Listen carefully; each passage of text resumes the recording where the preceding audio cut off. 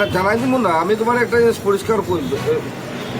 তখন যেটা একদিনের মিটিং, 2 ঘন্টার মিটিং বা 2 দিনের মিটিং, 4 ঘন্টার মিটিংয়ে জিনিসটা সলভ হইতো না। ডিপার্টমেন্ট কোটা কোটা ফার্স্ট আমি তোমার কই, এক হলো গিয়ে Amrut, PHE, Purbabharati gas, PWD and Silchar municipal board. নমস্কার, আমি সঞ্চিতা চোপড়া সবাইকে স্বাগত জানাচ্ছি। এখনকার খবর বিস্তারিতভাবে। গ্যাসের পাইপলাইন বসানোর নামে রাস্তা গর্ত করায় সর্বহল বিধায়ক দীপায়ন চক্রবর্তী। ঊর্ধ্বতন কর্তৃপক্ষকে লিখিত অভিযোগ তুলে দেওয়ার হুঁশিয়ারি বিধায়কের।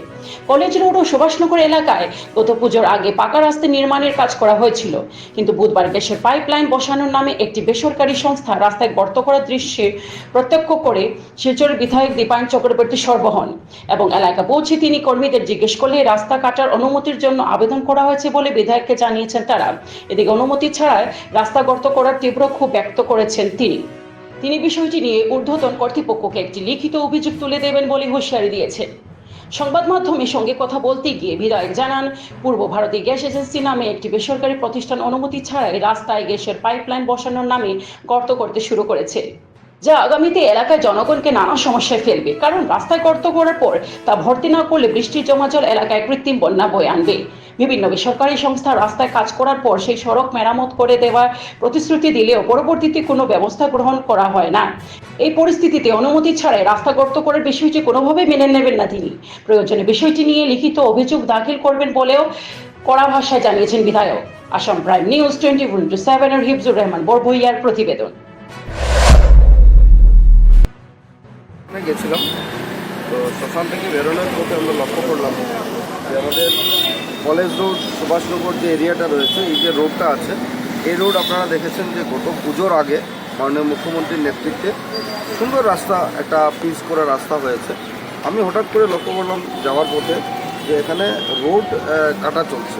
আমি সাথে সাথে থামলাম, আমার পর জিজ্ঞেস করলাম যে এই যে রোড কেন কাটছেন? বলা হলো যে না, এটা গ্যাসের পাইপলাইন বা কিছু নেওয়া হবে। আমি জিজ্ঞেস করলাম যে গ্যাসের পাইপলাইন নেবে তোমরা, রোড কাটিং পারমিশন কিছু আছে কিনা? ওনারা বললেন যে আমি তো বলতে পারবো না, আপনার লেবার বা আপনার সুপারভাইজার। সাথে সাথে আমি তাদেরকে বলি যে একবার কথা বলিয়ে দেওয়ার জন্য তাদের ঊর্ধ্বতন কর্তৃপক্ষের সাথে যে রোড কাটিং পারমিশন কোথায়। তো এখানে আমাদের বিজেপির এখানে মণ্ডল সভাপতিও রয়েছে, নীরজ চৌধুরী, ভাইস প্রেসিডেন্ট রয়েছেন দেবাশিস সিং। আমরা সবাই মিলে ওনাদেরকে বলতে চেষ্টা করলাম যে আপনাদের পারমিশন কোথায়। তখন আমাদের একটা পারমিশন দেখানো হলো, যে পারমিশনে শিলচরের বিভিন্ন রোড কাটিং পারমিশনের জন্য ওনারা অ্যাপ্লাই করেছেন বা বিভাগীয় কর্তৃপক্ষ থেকে সেই পারমিশন নেওয়া হয়েছে। কিন্তু সেখানে যে কথাগুলো লেখা আছে সেটা old Lakshmipur road, Janiganj road বা বিভিন্ন রোডের মেনশন করা হয়েছে, কিন্তু সেখানে সুভাষনগর বা কলেজ রোড মেনশন কিন্তু নেই। পার্টিকুলার এই যে যেখানে কাটছেন ওখানে নেই। ইঞ্জিনিয়ার সাহেবকে আমি ফোন করলাম, আমাদের পিডব্লিউডি ডিপার্টমেন্টের অনিরুদ্ধ নাগ মহাশয়কে। উনি আমাকে ওনার গ্রিভেন্স জানালেন যে আমরা এমনিতে বদনামি যে পিডব্লিউডি রোড ঠিক করছে না, কিন্তু মূল যে বিষয় রয়েছে এভাবে পারমিশন নিয়ে যায় ওরা, কিন্তু পারমিশন যদি 30টা নেয় তাহলে 130টা জায়গায় তারা রোড কাট করে। তার পরবর্তীকালে সেটাকে রেস্টোরেশন হয় না, রেস্টোরেশন হয় প্রপারলি, রেস্টোরেশন হয় না। তো আমি ডেকে পাঠালাম, অনিরুদ্ধ নাগবাবু এখানে এসছেন, উপস্থিত হয়েছেন। আমার কথা হলো প্রয়োজন হয় যে আমি বিধায়ক হিসাবে ওনাদের এগেন্স্টে রিটেন কমপ্লেন করব যে without road cutting permission Silchar শহরে কাদের মানে তারা আজকে উইদাউট পারমিশন তারা এখানে রোড কাটিং করছেন।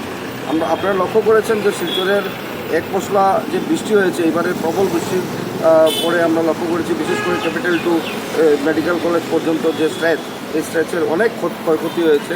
আমি ব্যক্তিগতভাবে উদ্যোগ নিয়ে টাকা পয়সা ম্যানেজ করে অনেককে ধরে আমাদের দলকে নিয়ে আমরা চেষ্টা করেছি, অনেকটা রেস্টোরেশন করেছি। প্রপার রেস্টোরেশন হয়নি, NHIDCL প্রসেসিংয়ে চলছে। ব্যক্তিগতভাবে সব উদ্যোগ নিয়ে কাজগুলো করছি, যেহেতু আপনাদের বিধায়ক আমি।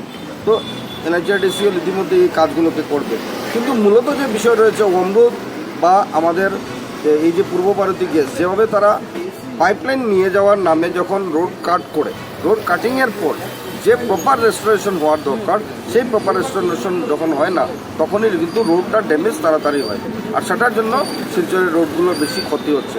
হ্যাঁ, সেটা দরকার, অমৃতের পাইপ যাবে, আমাদের গ্যাসের পাইপ যেতেই হবে, কারণ মানুষের সেটা ব্যবহারের নিত্য দৈনিক ব্যবহারের জিনিসগুলো রয়েছে। কিন্তু সাথে সাথে প্রপার রেস্টোরেশনের কথা যখন আমি বলি তখন অম্বুদ আমাদেরকে বলছে যে আমাদের টাকা কম।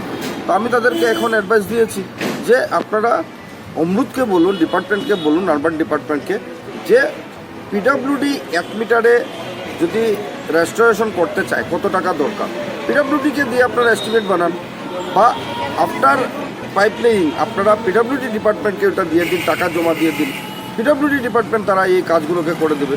তাহলে পিডাব্লিউডি উইল বি আনসারেবল, তারা বলবে যে কেন ক্ষয়ক্ষতি হয়েছে।